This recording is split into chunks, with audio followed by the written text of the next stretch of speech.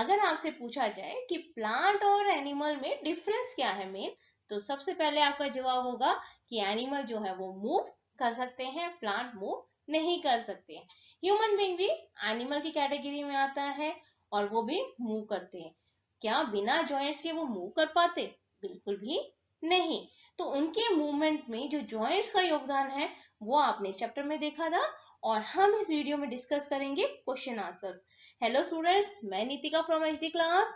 Chapter 5 class 6 का body movement chapters के question answers हम इस वीडियो में डिस्कस करेंगे। तो स्टार्ट करते हैं, और अगर आप मेरे चैनल में नए हो तो मेरे चैनल को सब्सक्राइब करना ना भूलें। पहला है fill in the blanks. Joint of the bone help in the, यानी बोन्स की जो जॉइंट है वो आपको क्या करने में मदद करता है? मूवमेंट करने में मदद करता है। A combination of bone and cartilage.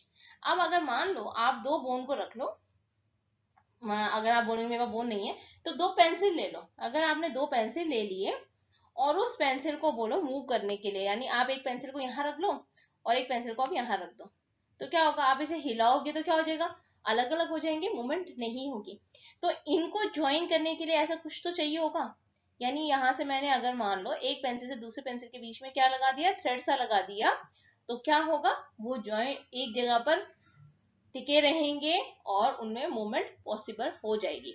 तो उसी तरह सिर्फ अकेला बोन्स रिस्पॉन्सिबल नहीं है किसी भी चीज को मूव कराने के लिए। बोन्स और कार्टिलेज ये क्या बनाता है? स्केलेटन बनाता है। तभी तो हम कहते हैं ना स्केलेटन सिस्टम। सिर्फ अकेला बोन मूवमेंट के लिए हेल्प नहीं करता है।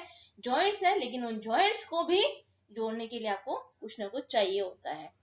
The bone at the elbow, elbow का जो बोन है उसको कौन सा जॉइंट बोलते हैं हम? Hinge joint. हिंज जॉइंट कौन सा? जो दरवाजे की साइड में होता है ना, आप दरवाजा खोलते हो और बंद करते हो, वो जो जॉइंट है उसे हिंज जॉइंट बोलेंगे। The contraction of muscles pull the bone during movement, यानी मसल्स एक तरह से क्या है? रस्सी। जैसे आप धागे को खींचते हो ना, ये धागा को पकड़ो, ये खींचो, और आपका जो, अगर आपने उसे पेंसिल लगाया तो पेंसिल ऊपर आ जाता है, वैसे ही बोन्स को खींचने के लिए मसल्स की जरूरत होती है।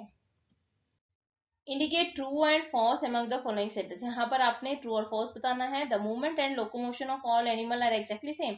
क्या लोकोमोशन सारे एनिमल में एक जैसे होते हैं? जैसे आप देख लो, हम ये चलते हैं, दो लेग से चल रहे हैं, वहीं पर टाइगर फोर लेग से चल रहा है, और वहीं पर आप अर्थवर्म को देखो कैसे वो मूव करता है अर्थ में। तो इस सबका लोकोमोशन या मूवमेंट जो है वो सब अलग अलग होते हैं। तो ये स्टेटमेंट क्या है? गलत है। The cartilage are harder than bone. Cartilage जो है वो हार्डर होता है बोन से। कार्टिलेज नोज जो है वो किससे बना हुआ है? कार्टिलेज से। क्या वो बोन से हार्डर है? बिल्कुल भी नहीं। तो स्टेटमेंट डी फॉल्स है। The finger bone do not have joint. Finger में अगर जॉइंट नहीं होता तो क्या मूव कर पाते? बिल्कुल भी नहीं मूव कर पाते, है ना? तो जॉइंट्स उनमें होता है। तो ये भी स्टेटमेंट क्या है? गलत है। The forearm has two bone. Forearm मतलब आगे जो आपके जो हैंड के साथ जो हाँ वो है आर्म है, तो उसमें दो आर्म ही, दो बोन्स ही होते हैं इसमें। Cockroach have an outer skeleton. Outer skeleton होता है कॉकरोच का, बिल्कुल होता है। उसके जो बाहर में देखो, जो उसके जो बॉडी के जो बाहर होता है वो बड़ा हार्ड सा होता है ना, तो उसे हम आउटर स्केलेटन कहते हैं।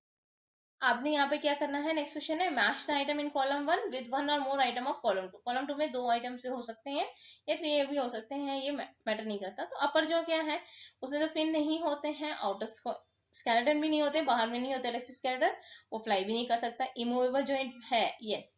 अपर जो क्या है? Immovable joint.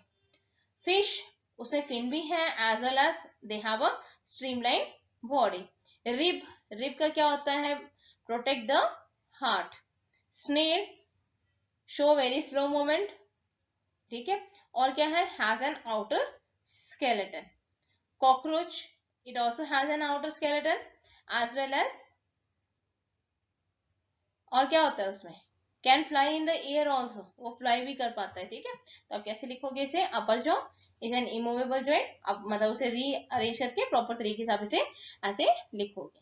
ओके, क्लियर हो गया? देन नेक्स्ट क्वेश्चन है हमारा, आंसर द फॉलोइंग। यहाँ पर आपको ज्यादा क्वेश्चन है नहीं, तो 4 क्वेश्चन है, आप आराम से कर सकते हो। What is ball and socket joint? Ball और सॉकेट जॉइंट क्या होता है? जैसे यहाँ पर आपको दिख रहा है बॉल और सॉकेट, यानी एक बॉल है और सॉकेट है, इस तरीके के जॉइंट को हम क्या बोलेंगे?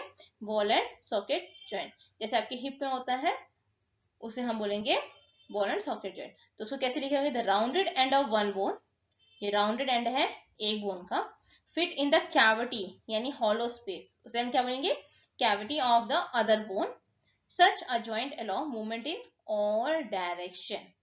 ठीक है, ये ऑल डायरेक्शन में आप मूव कर सकते हो। अब नेक्स्ट आपका आ जाता है skull bone are movable, which of the skull bone are movable. Skull है, इसमें सारे बोन्स जो है ना वो सारे जॉइंट है, लेकिन सिर्फ एक ऐसा बोन है जो जॉइंट नहीं है। हम बात भी कर रहे हैं ना, तो कोई एक बोन मूव कर रही है, कौन सी बोन है, वो है लोअर जॉ। ठीक है, तो लोअर जॉ जो है वो मूवेबल है।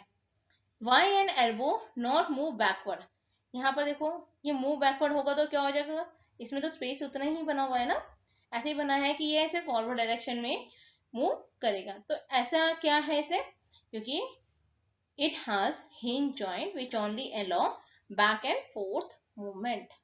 ठीक है, ऊपर नीचे आप कर सकते हो, यही मूवमेंट के लिए उसका वो उसकी जो स्ट्रक्चर है वैसा ही बना हुआ है। ठीक है, तो आप इसका आंसर क्या लिखोगे, it has an hinge joint which only allow back and fourth movement. I hope आपको क्लियर हो गया, इतना ही क्वेश्चन है बैक एक्सरसाइज में, लेकिन बुक्स के अंदर से बहुत सारे क्वेश्चन बन सकते हैं, वो डिपेंड करता है कि क्या के क्वेश्चन आप बने। लेकिन अगर आप चैप्टर समझते हो या चैप्टर आपको समझ आ जाता है तो इसमें आपको कोई प्रॉब्लम नहीं होती। आई होप आपको क्लियर हो गया। अगर वीडियो पसंद आई तो वीडियो को लाइक कीजिए, शेयर कीजिए, सब्सक्राइब कीजिए।